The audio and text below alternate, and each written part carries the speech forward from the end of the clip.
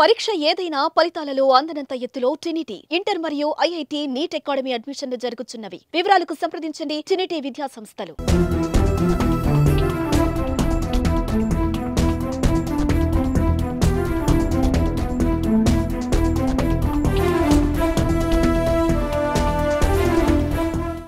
నమస్తే, welcome to Suman TV Karimnagar. నేను మీ అనిల్. కరీంనగర్ జిల్లా మానకొండూరు మండలం పచ్చనూరు గ్రామంలో ఇటీవల జరిగిన ఉదంతం మనకందరికీ తెలిసిందే. ఇదే గ్రామానికి చెందినటువంటి గోపు ప్రశాంత్ రెడ్డి అనే వ్యక్తి మర్డర్ అయ్యి ఈ రోజుకి 6 రోజులుగా వస్తుంది. ప్రస్తుతం నేను పచ్చనూరులో ఉన్నాను.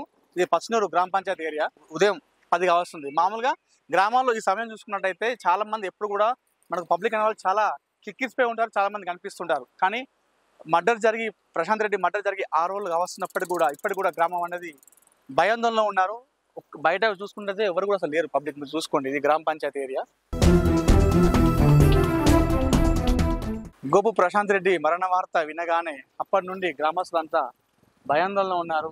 సాయంత్రం 6 అయిందంటే చాలు, 6:30 తర్వాత కూడా ఎవరు కూడా గ్రామంలో ప్రజలైతే బయటకు రావట్లేదంటగా తెలుస్తుంది. అంటే అందరూ ఇంకా అదే భయంలో ఉన్నారు. సో ఆ రోజు మనం మర్డర్ గురించి గ్రౌండ్ రిపోర్ట్ చేశాము, ఎలా జరిగింది ఏంటని చెప్పేసి. ఆ రోజు వచ్చిన సమయంలో ప్రశాంత్ రెడ్డి కుటుంబ సభ్యులతో మనం మాట్లాడించలేదు. అంటే ఆ రోజు ప్రశాంత్ రెడ్డి మరణించి ఉన్నాడు. సో ఆ కుటుంబం అప్పుడు బాధలో ఉంటుంది. సో ఈరోజు వెళ్దాము. సో వెళ్ళి వారితో మాట్లాడించే ప్రయత్నం చేద్దాం. పదండి.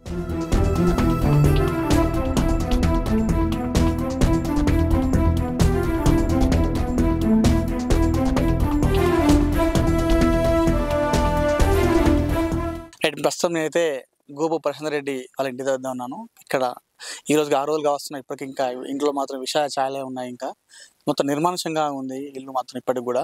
ఒకసారి వాళ్ళ కుటుంబ సభ్యులతో మాట్లాడదాం. ముందుగా వాళ్ళ అన్న ఉన్నారు, శ్యామ్ సుందర్ రెడ్డి. సో వాళ్ళ అన్నతో మాట్లాడదాం. అసలు ఎప్పుడు తెలిసింది అతనికి, ఎలా జరిగిందన్న విషయం.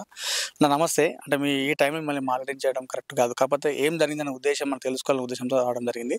అసలు ఏం జరిగిందన్న? 28వ తారీఖు మంగళవారం రోజున ఉదయం 7:30 గంటలకు మా తమ్ముడు మిస్సింగ్ అని మాత్రమే తెలుసు నాకు. అది తెలిసినాక నేను వెంటనే డయల్ 100 కాల్ చేసి పోలీస్ కంప్లైంట్ ఇవ్వడం జరిగింది, ఇట్లా మిస్సింగ్ కేసు కింద. అందులో నేను అక్కడి నుంచి వరంగల్ నుంచి వెంటనే బయలుదేరి వచ్చి స్టేషన్లో ఉండి ఫాలోఅప్ చేయడం జరిగింది. ఈవినింగ్ 6 గంటల మధ్య మాకు పోలీసులు అధికారికంగా ఇట్లా మా తమ్ముడు ఇక లేడు, ఇట్లా హత్యకు గురి కాబడ్డాడని తెలియజేయడం, అఫీషియల్గా తెలియజేయడం జరిగింది.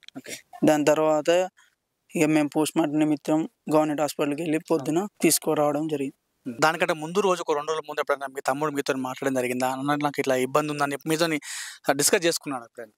నాకు గతంలో అంటే ఈ 10 రోజులుగా రెక్కి నిర్వహిస్తున్న విషయం వాళ్ళ మిత్రులు చెప్తే తెలిసింది, కానీ మా తమ్ముడు ఎలాంటి చెప్పలేదు, నాకు కాల్ చేయలేదు. లాస్ట్ సారిగా 15 రోజుల క్రితం మాట్లాడాడు ఎలక్షన్స్ రోజు. అప్పటి నుంచి కానీ ఎలాంటి కాల్ కానీ మెసేజ్ కానీ ఏం చేయలేదు. ఈ విషయం గురించి మీకు ఏం చెప్పలేదు? అసలు ఏం చెప్పలేదు. అన్న నాకు ఇట్లా థెఫ్ట్ ఉంది, ఇంత ప్రాణ భయం ఉంది అని ఏ రోజు కానీ చెప్పలేదు. ఈ సంఘటన జరిగి 6 రోజులు అవుతుంది. పోలీసులు ఏమంటున్నారు? ఈ మధ్య కలిశారా? ఏమంటున్నారు పోలీసులు? ఈ రోజుకి 6వ రోజు మా తమ్ముడు మరణించి ఈ రోజు వరకు ఏంటంటే ఇంకా స్టిల్ సెర్చింగ్.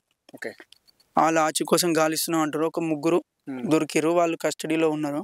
ఇంకా రిమైనింగ్ అసలు నిందితులు అంటే వీళ్ళు కీలక నిందితులు మాత్రం ఇప్పటికీ ఆచూకీ కనుక్కోవడంలో ఏమైతే అప్డేట్ లేదు.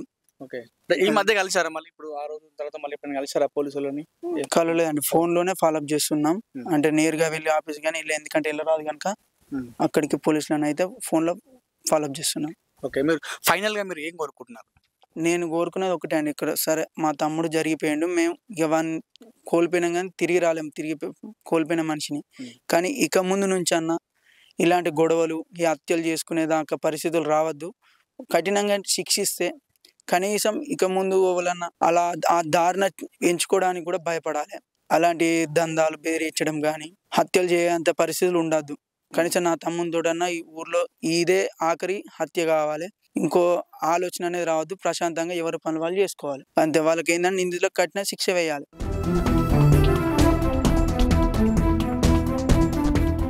మరణానికి 15 రోజుల ముందు తన తమ్ముడు తనతో మాట్లాడాలని చెప్పేసి ప్రశాంత్ రెడ్డి అన్న ఎవరైతే ఉన్నారో శ్యామ్ సుందర్ రెడ్డి చెప్తున్నాడు. ఆ 15 రోజుల తర్వాత తన తమ్ముడు ప్రశాంత్ రెడ్డి చనిపోయినట్టు అని వార్త రావడంతో ఒక్కసారిగా కలత చెందాలని చెప్తున్నాడు. తన తమ్ముడు లాంటి మరో ప్రశాంత్ రెడ్డి ఇన్సిడెంట్ జరగకుండా ఉండాలంటే రాష్ట్రంలో కావచ్చు, వాళ్ళ గ్రామంలో కావచ్చు, మొత్తానికి పోలీసులు ఈ రౌడీ షీటర్ల పట్ల తగు జాగ్రత్తలు తీసుకొని కఠిన చర్యలు తీసుకోవాలని చెప్పేసి శ్యామ్ సింగ్ కోరుతున్నారు.